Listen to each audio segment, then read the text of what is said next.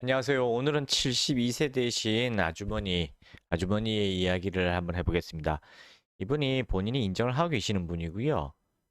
상당히 중증 환자십니다. 감마형 알코올 중독인데, 제가 지금까지 봤던 감마형 알코올 중독 환자 중에서 제일 심하신 분이라고 봐도 될 정도예요.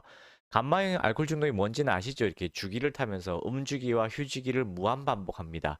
그러면서 해가 가면 해가 갈수록 휴지기가 짧아지기 때문에 주기가 빨라지거든요. 근데 이분은 얼마나 주기가 빠르냐면 여기 보시면은 음주기가 3, 4일이고 휴지기가 3일이에요. 그러니까 일주일에 한 번 음주기와 휴지기를 타는 거예요. 한 달이면 4번을 반복하는 겁니다. 한 달에 4번 동안 술귀신이 왔다가 사라지는 거예요. 진짜 술귀신 아닙니다. 제가 이렇게 표현을 그렇게 했는데 이분이 키는 149cm에 36에서 41kg, 그러니까 완전 뼈만 남으시는 분이에요. 물론 키도 작긴 작으시고요. 48일간 다른 질병으로 입원한 후에 한 달 금주한 적은 있으시대요. 뭐 금단 현상은 별로 보이지 않는데 술을 입에 대면 이렇게 주구장창 이렇게 감마형 주기를 타는 거고요. 밥을 전혀 못 드시고 하루에 한 공기. 그다음에 원래 소식했고 식사도 원래 못 하셨던 분이고 대인관계 사회생활에 문제가 없었는데 알츠하이머 초기 증세가 나타났다고 했고 오래전부터 불면증이 있다 그러셨고요. 그다음에 깊은 잠을 잘 수 없다 그러셨고 손 떨림 식은땀은 없는데 반년 전에 병원 입원할 때 환청 한시를 한 번 봤다 그러셨고요. 폭력성은 없어요. 평소 자꾸 체한다, 설사한다 이런 말이 소화불량이 많아서 정로환을 자주 드신다 했던 분이고요. 커피도 자주 드셨대요. 근데 끊었다고 하셨고요. 걷지 못할 정도로 심하게 마르신 상태에서 이제 남편이 술을 막을 수는 있으나 외출했을 때 옆집 가서 술을 훔쳐 마신답니다. 그래서 남편분이 옆에서 계속 감수할 수도 없는 노릇이고 옆집 가가지고 또 다른 술꾼하고 만나서 술을 드신다 이러면서 이제 찾아오셨었는데 이분이 5월 달부터 치료하셨거든요.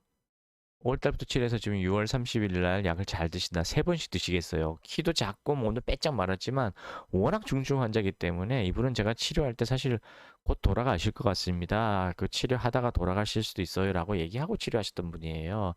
그러니까 좀 이해 좀 해달라고, 만약 문제가 생겨도 한약 탓이라고 하실 거라면은 저는 치료하기 좀 어렵다, 곤란하다, 너무 늦은 것 같아 했는데 그래도 해보자 해서 그래도 서로 믿고 치료를 시작했어요. 근데 치료를 시작했는데 키도 작고 몸이 약하신 분인데도 약을 제가 3번씩 써버렸습니다. 왜냐면 시간이 얼마 없을 것 같아서, 기회 자체가 별로 없을 것 같아가지고 이렇게 돌아가시나 저렇게 돌아가시나 마찬가지다 싶어서 그냥 3번씩 썼습니다. 근데 일주일 만에 일주일째 술을 드시지 않는데 처음부터 그냥 술을 안 드신다는 거예요. 그래서 응? 했죠. 설사도 안 하고 체하는 증상도 전혀 없고 복통 호소도 없고요. 평소에 배 아프고 자꾸 체한다고 정로 안 드셨던 분인데 전혀 안 그러시대요. 이게 일주일째입니다. 이게 7월 22일부터 치료하셨을 거예요. 다리 골절로 소염제는 계속 복용 중인데 이분이 또 넘어지다 보니까 다리까지 부러지셨어요. 그래서 소염제까지 드셨는데 이 소염 진통제가 위를 다 박살내잖아요. 여러분들 다 아실 거예요. 그리고 알츠하이머 약도 복용하시는 중인데 다행히 배 아프고 이런 것이 증상이 없어지기 시작한 거예요. 그래서 식사량도 조금 늘어나고 있으시대요. 일주일입니다. 근데 2주일 지나는데 제가 약을 2회로 줄이기로 했어요. 2주 동안 술도 안 드셨대요. 그러니까 처음부터 안 드신 거예요. 식사량이 점점 늘고 있대요. 잠도 많이 호전된 것 같고 혼자 걸어 다니실 정도로 기운을 회복하셨답니다. 2주 만에 이렇게 되신 거예요. 사실 돌아가실 분이라 저는 생각했거든요. 근데 3주째 됐을 때 모든 증상이 다 사라졌대요. 술은 전혀 안 드시고요. 그러니까 3주째 안 드시는 거고 1번 약으로 바꾸겠다. 그러니까 이전에는 뭔 얘기냐면 2번 약을 썼었다는 얘기예요. 1번 약도 흡수가 안 될 정도로 위가 박살 중에 박살이 나신 분이라서 일단은 위가 약을 흡수할 수 있을 정도로는 호전시켜야 되거든요. 그런 약을 썼습니다. 그런 약 중에 알코올 해독약이 있거든요. 그래서 그 약을 썼고요. 이제 제가 3주 만에 1번 약으로 바꾼 거예요. 이제 위장이 다 많이 좋아졌고 술도 계속 안 드시고 있고 너무 많이 좋아졌기 때문에 1번 약으로 바꿨습니다. 그래서 4주가 됐는데 점심에 계란을 먹고 한번 구토를 하셨대요. 한번 체하셨나 봐요.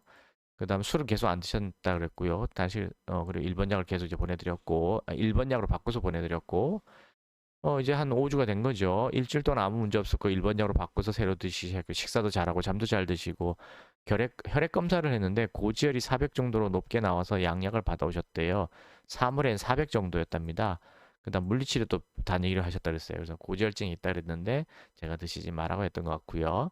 7월 3일 날 그다음 뭐 별 얘기 없었고 7월 27일 세 번째 약을 드셨는데 몸무게가 자꾸 줄고 있다. 갑자기 다시 줄고 계신 거예요. 그래서 41kcal까지 늘었다가 다시 줄었다 그래서 이상하다 왜 그러지 했는데 식사량이 줄었대요. 술은 전혀 안 드시고 최근 설사를 여러 번 했다고 하더라고요. 이게 뭐냐면은 뭔가 잘못 드셔가지고 속에서 살이 나서 설사하셨던 것 같아요.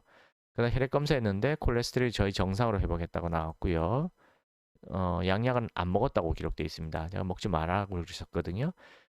총 콜레스테롤이 아까 400이 지난주 2주 전엔 400이 나왔는데 3월엔 400, 6월엔 400, 그러니까 3월엔 300 말하면 되네요. 그다음 6월엔 400 그리고 얼마 지나서 270까지 떨어졌답니다. 양약을 안 드셨다고 확인했고요. 그 다음에 요게 언제적 날짜냐면 이제 8월 17일 날 기록인데 약을 잘 드시고 계시고 아직도 몸무게가 안 늘어요. 근데 이분이 원래 다이어트 강박이 있으셨던 거고 식사를 거의 안 하셨던 것 같아요. 옛날 젊으셨을 때부터. 다이어트 강박인지 아닌지 좀 헷갈리는데 원래 젊으셨을 때부터 식사를 거의 안 하셨대요. 그리고 3개월 가까이 단주를 계속 하시고요. 걷는 건 기운이 생겨서 아주 잘 그리시고 잠도 잘 주무시고요. 빵, 과자 거의 안 드시는 간혹 드신다 그랬고요. 속쓰림, 식물로몸 느껴본 적이 없다 그랬습니다. 그만큼 이제 위장 기능 다 좋아졌는데 평소에 더부룩함이 있다 그래서 요게 제가 아차 싶었는데 연세가 드신 분들이 양약을 많이 드시게 되면 이 위 자체의 근육이 얇아지게 되고 위가 무력증에 처집니다. 그러면 식사량을 늘릴 수가 없거든요. 이분이 더부룩하다는 증세가 그걸 말하신 것 같아요. 두통하고 진통제를 오래 드셨대요. 지금도 간혹 드시고요. 그거 영향이 있겠구나 싶더라고요. 그리고 그래서 약을 처방해 드렸는데 이제는 그 알코올 중독 약이 아니라 식사량을 늘리는 약을 처방해 드렸는데 식사량의 변화가 거의 없다고 연락을 받았어요. 약 드신 지가 지금 한 일주일, 2주일 정도 됐는데 아니지 일주일, 2주일 된 일주일 좀 넘었는데 식사량의 변함이 없어요. 그러니까 이분은 술을 끊고 그러니까 알코올 해독약을 복용하시면서 술을 끊으시면서 식사량이 늘긴 늘었는데 그 이상 계속 늘지를 않는 거예요. 완전히 정상이 하루 2공기 이상 드시는 만큼 정상 회복은 안 되시더라고요. 연세가 워낙 많으시기 때문에 원래 식사를 좀 못 하시는 경향도 있을 거고 젊어서 처녀 때부터 식사를 거의 안 하시던 분이라 합니다. 그러니까 이거는 잘 회복이 안 되는 것 같아요. 하지만 식사량이 회복되지 않은 것 말고는 모든 것이 다 정상으로 회복되신 분입니다. 연세가 72세세요. 그리고 치료 받자마자 당일날부터 술 끊으신 분이에요. 한 달에 4번 움직이고 휴지기가 그게 4번을 왔거든요. 움직이 휴지기, 움직이 휴지기, 움직이 휴지기, 움직이 휴지기. 이게 4번이 왔던 거의 돌아가실 분이었는데 치료 받자마자 바로 첫날부터 단주하셨어요. 그리고 지금은 완전히 회복하신 상태입니다.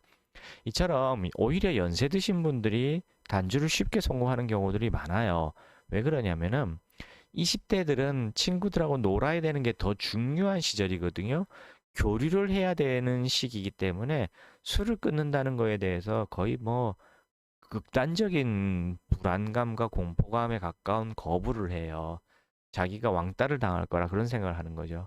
근데 오히려 70대 넘어가신 분들은 이제 뭐 하늘 날아간 친구들도 태반이고 뭐 뭐랄까 이젠 다리도 힘도 풀리고 해서 뭐 어디 돌아다니면 친구 만나고 이런 것도 재미가 없고 그저 내 몸이 아프지만 않으면 그것만으로 감사할 시기가 70대, 80대거든요.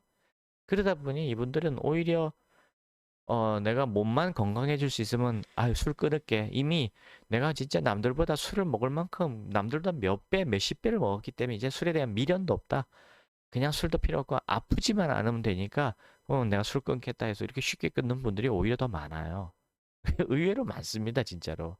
물론 건강을 되찾으면 또 언제 그랬냐고 다시 술을 들어서 재발을 하실 수는 있어도 치료를 받기 시작해서 단주 성공하는 확률은 20대보다 오히려 7, 80대가 훨씬 더 많은 것 같습니다.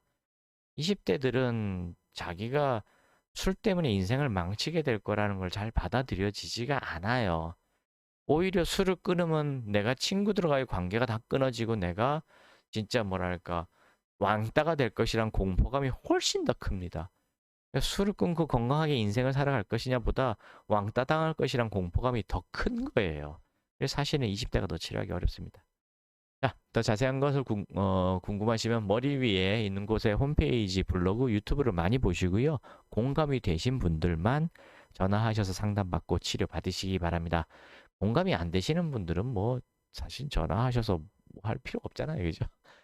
그리고 뭐 입원을 하고 싶다고 전화하시는 분들이 계시는데 그분들은 숙박업소를 찾는 분들이거든요. 저희는 입원을 권하지 않는 곳입니다. 물론 이제 치료 안 받겠다고 도망 다니는 그런 분들은 어쩔 수 없이 강제 입원을 시켜야 될 때도 있습니다. 한 달 단위로. 한 달 단위로 입원시킬 필요도 있습니다만은 그런 분들이 아니냐면은 저희는 입원하지 말고 치료하라고 권해드리고 있습니다. 감사합니다.